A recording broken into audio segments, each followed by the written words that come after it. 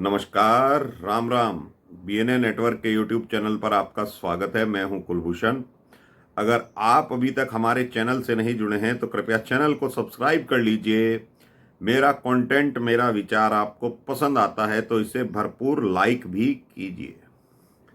अंतिम चरण यानी 7वां चरण के चुनाव प्रचार का आज आखिरी दिन है। 1 तारीख को आखिरी चरण के लिए वोट पड़ जाएंगे, लेकिन जो परसेप्शन तैयार किया गया है वो किस तरह का है और क्या होने वाला है, ये 1 तारीख को शाम 5 बजे के बाद जो एग्जिट पोल आएंगे अलग अलग टीवी पर, अलग अलग चैनलों पर, और यूट्यूब वाले भी अपने एग्जिट पोल प्रसारित करेंगे।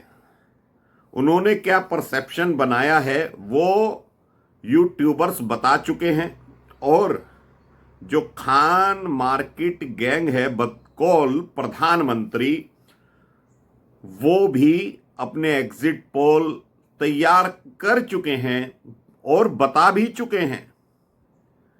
बरखा दत्त ने कल प्रशांत किशोर का इंटरव्यू लिया था और प्रशांत किशोर जनवरी माह से, जब ये चुनाव शुरू भी नहीं हुआ था, उससे पहले से अपना प्रेडिक्शन देते आ रहे हैं। जबकि प्रशांत किशोर किसी पार्टी से नहीं जुड़े हैं। ऐसे में अजीत अंजुम, बरखा दत्त, राजदीप सरदेसाई, योगेंद्र यादव और अन्य ऐसे बहुत से चैनल हैं जिस पर कई पत्रकार आकर अपना डमरू बजाते हैं और अपने पिटारे में से वो आंकड़ा खोल देते हैं कि मोदी तो हार रहा है। क्या वास्तव में नरेंद्र मोदी साहब हार रहे हैं? ये जनता के मन में है।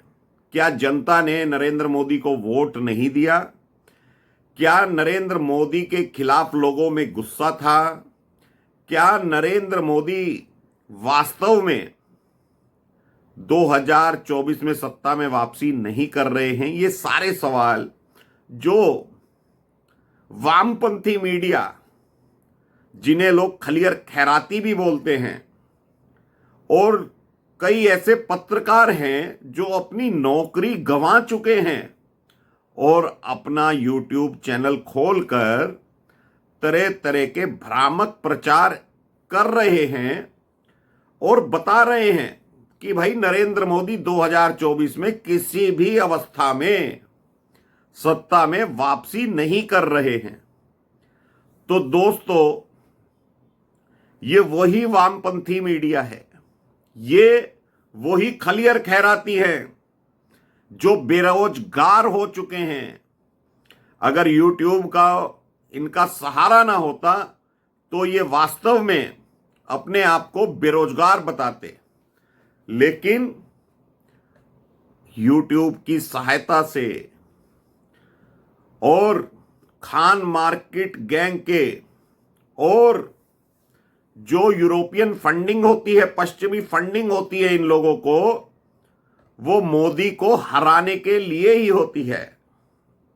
तो दोस्तों, क्या परसेप्शन बनाया गया है वो ये लोग समझ ही नहीं पाए कि मोदी ने जो आखिरी सत्र था संसद का, उसमें एक नारा दिया था कि भाजपा 370 पार और एनडीए 400 पार। तो ये लोग वो अंक गणित ही भूल गए कि मेजॉरिटी 272 पर शुरू हो जाती है। 272 की जो आंकड़े हैं, अगर वो एनडीए भी प्राप्त कर ले तो नरेंद्र मोदी तीसरी बार सत्ता में आ रहे हैं। लेकिन ये भ्रम जाल में उलझे हुए हैं। उसमें राजनीतिक दल अखिलेश यादव, ममता बनर्जी, केजरीवाल और इनके सरदार हैं राहुल गांधी, जो संविधान की किताब साथ रखते हैं। अब उन्होंने 2024 से पहले कभी संविधान की किताब को हाथ भी ना लगाया होगा, लेकिन हर रैली में, हर भाषण में संविधान की किताब दिखाते हैं, दुहाई देते हैं कि मोदी अगर 400 पार आ गया, मोदी 400 सीटें क्यों लाना चाहता है? क्योंकि वो संविधान बदलना चाहता है। और नरेंद्र मोदी कई टीवी इंटरव्यू में कह चुके हैं, भाई ऑलरेडी 2014 से 2024 तक मेरे पास 400 सांसद थे, उसमें बीजू जनता दल हो या रेड्डी साहब की पार्टी हो आंध्र प्रदेश की, वो लोग समर्थन करते रहे हैं नरेंद्र मोदी का। तो नरेंद्र मोदी बताते हैं कि 400 सांसद तो उनके पास 2019 में भी थे, लेकिन नरेंद्र मोदी ने जहां घोषणा करी 370 बीजेपी, 400 एनडीए, तो ये लोग पगला गए थे, बोरा गए थे कि भाई ऐसा क्या होने वाला है जो नरेंद्र मोदी ने आत्मविश्वास से भरकर ये बात संसद में ही बोल दी। तो ये लोग मोदी को हरा तो रहे हैं, बता रहे हैं 400 सीटें नहीं आने वाली, भाजपा 370 नहीं आने वाली। अरे तो ये तो बताओ कि भाजपा 272 आ रही है कि नहीं आ रही है? एनडीए 272 आ रही है कि नहीं आ रही है? और तुम्हारी बातें मान भी लें, जो योगेंद्र यादव प्रेडिक्शन कर रहे हैं कि एनडीए को 268 सीटों से ज्यादा नहीं आएगी, ये वही योगेंद्र यादव है। इसको मैं सन 84 से देख रहा हूं। इस व्यक्ति का प्रेडिक्शन 99% गलत होता है। और जो नए युवा वर्ग है उनको ये चीज मालूम होगी। 2017 का विधानसभा चुनाव देखिए उत्तर प्रदेश का, 2022 का चुनाव देखिए उत्तर प्रदेश का, और योगेंद्र यादव तो किसान आंदोलन की वजह से पिच तैयार कर रहा था अखिलेश यादव के लिए। राकेश टिकैत पिच तैयार कर रहा था उत्तर प्रदेश में भाजपा को हराने के लिए, योगी को हटाने के लिए। लेकिन प्रेडिक्शन क्या हुआ? समाजवादी पार्टी सत्ता से बाहर ही रही है। 2019 में सपा, बसपा और लोकदल का मजबूत गठबंधन हुआ था उत्तर प्रदेश में मोदी को हराने के लिए, क्योंकि इनकी प्रेडिक्शन ये है कि यूपी बिहार अगर हरा दिया जाए तो नरेंद्र मोदी सत्ता में नहीं आएंगे। 2019 में करारा चपत लगा इन लोगों को, लेकिन इनकी बुद्धि फिर भी सही नहीं हुई। बरखा दत्त कल प्रशांत किशोर से कह रही थी, बार बार पूछ रही थी, कैसे आएंगे नरेंद्र मोदी सत्ता में? क्या तुम्हारा प्रेडिक्शन बिल्कुल सही है? ऐसा आप किस लिए बोल रहे हो, कैसे बोल रहे हो? लेकिन प्रशांत किशोर ने कहा, मैं जनवरी से और आज तक अपनी बात पर अडिग हूं। मेरा कॉलर पकड़ लीजिएगा 4 जून के बाद, अगर नरेंद्र मोदी सत्ता में वापसी नहीं आते हैं तो। इतनी बड़ी बात प्रशांत किशोर ने बोली, जबकि प्रशांत किशोर खुद मुखालफत करते रहे हैं नरेंद्र मोदी की। लेकिन एक ही बात उन्होंने बोली कि नरेंद्र मोदी के खिलाफ जनता में कोई गुस्सा नहीं है। और 2014 में भी ये लोग बहुत कुछ बोल रहे थे, अरे नरेंद्र मोदी तो 200 सीटों पर सिमट जाएगा, एनडीए 240 पर सिमट जाएगी, कांग्रेस की ही सरकार बनेगी। 2024 में भी वही डुगडुगी बजा रहे हैं। केजरीवाल के इंटरव्यू देखिए, हर इंटरव्यू में 300 सीट इंडी गठबंधन को। और राहुल गांधी तो अब कहने लगे हैं कि 350 सीट आएंगी इंडी गठबंधन की। इन महाशय ने जयराम नरेश हो और रमेश और मल्लिकार्जुन खड़गे, इन लोगों ने तो इंडी गठबंधन की 1 जून को मीटिंग भी बुला ली कि भाई चुनाव खत्म हो जाएंगे, अब सरकार बनाने की रणनीति ये लोग तैयार करेंगे, क्योंकि ये तो दिवा स्वप्न है। अब स्वप्न देखने पर रोक नहीं है किसी के, तो ये 350 बोल दे, 500 भी बोल सकते हैं कि इंडी गठबंधन की 500 सीटें आएंगी। वैसे तो हिंदुस्तान की 543 सीटों के रिजल्ट आएंगे। तो इंडी गठबंधन जो दिवा स्वप्न देख रही है, और ये खलियर खैराती, खान मार्केट गैंग जो अपने चैनलों पर रोज डमरू बजा रहे हैं कि नरेंद्र मोदी 200 पर सिमट जाएगा, एनडीए 240 पर सिमट जाएगी, भाजपा 370 नहीं आने वाली। अरे भाजपा 370 पर आएगी या नहीं आएगी? प्रिडिक्शन ये करो कि भाजपा 272 आएगी या नहीं आएगी। 272 पर नरेंद्र मोदी सत्ता पर काबिज होंगे या नहीं होंगे? लेकिन ये तो मोदी के भ्रमजाल में उलझ गए। इनको समझ ही नहीं आया कि प्रिडिक्शन 400 वाली करनी है या प्रिडिक्शन 272 वाली करनी है। 4 तारीख को ये लोग फिर से बेरोजगार होने वाले हैं। राहुल गांधी बैंकॉक भागने वाले हैं, और अखिलेश यादव को देखिए, उत्तर प्रदेश में 80 सीटों पर चुनाव हो रहे हैं। कह रहे हैं 79 सीट्स इंडी गठबंधन को मिल रही हैं और 1 सीट पर हमारी फाइट है। फाइट कौन सी सीट पर बता रहे हैं? वाराणसी की सीट पर।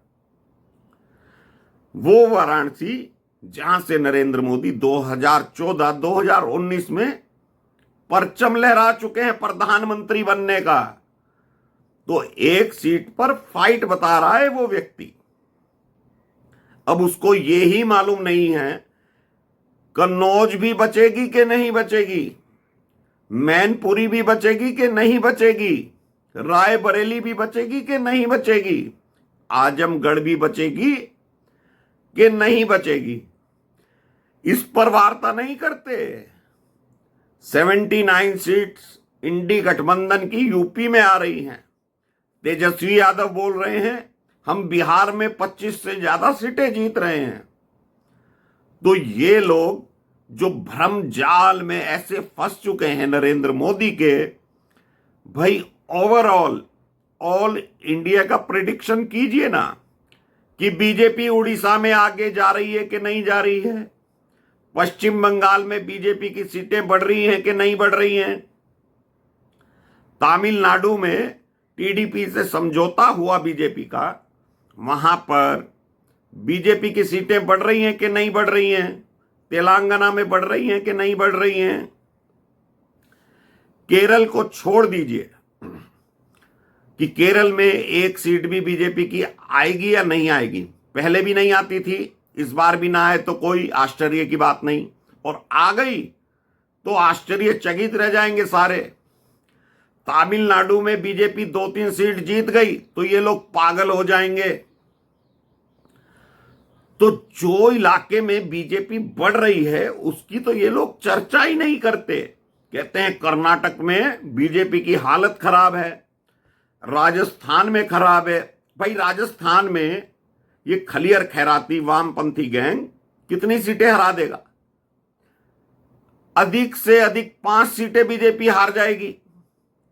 तो 5 सीटें तो उड़ीसा से ले आएगी।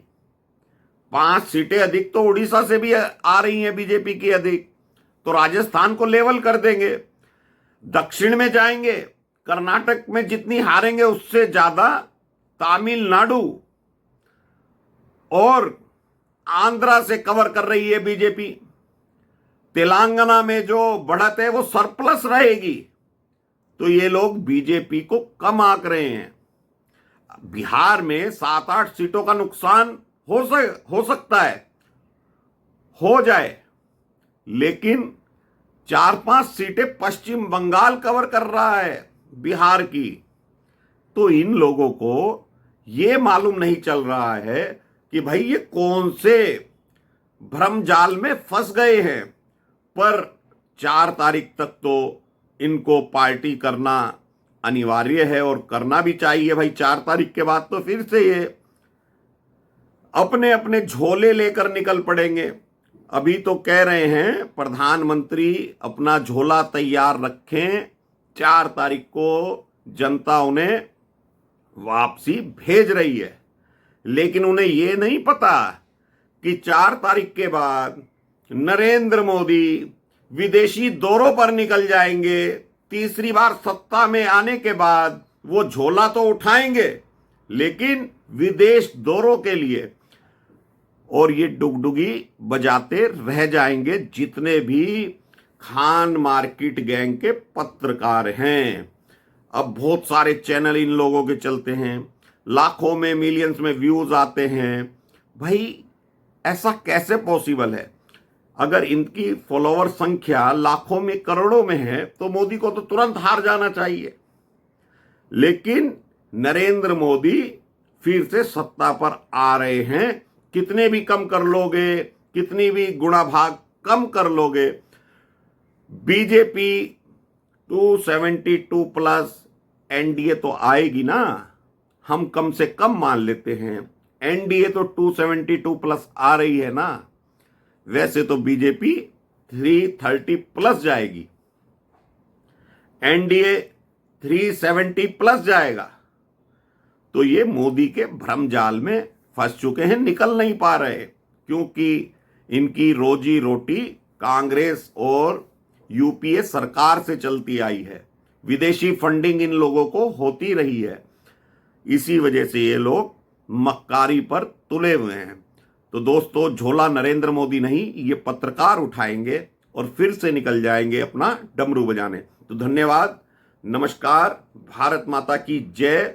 चैनल सब्सक्राइब कर लीजिए, वीडियो को लाइक कर दीजिए और वीडियो को शेयर भी कीजिए, बेल आइकॉन दबा लीजिए। धन्यवाद।